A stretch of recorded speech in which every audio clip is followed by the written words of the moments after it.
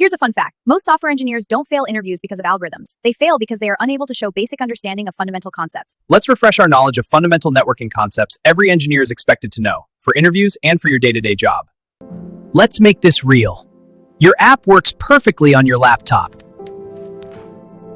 You deploy it, and suddenly, it stops working. No errors, no crashes, just silence.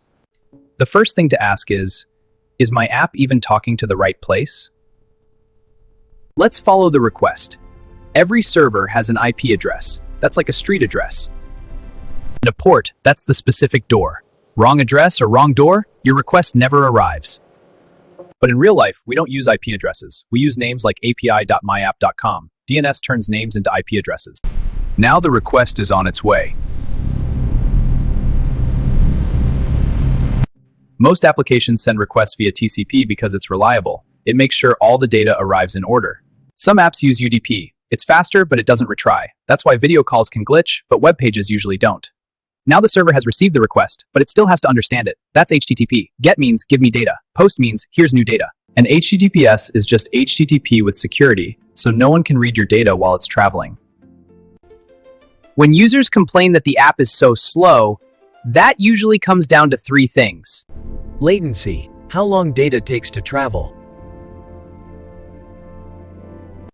Bandwidth, how much data can move at once.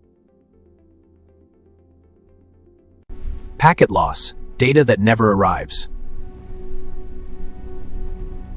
As your app grows, more users show up. A load balancer spreads traffic across servers so one machine doesn't crash.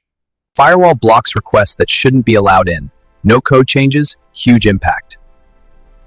You don't need to be a networking expert, but if you understand these basics, you'll do better in interviews, debug production issues faster, and sound way more confident as an engineer. And when something breaks, remember, it's probably the network.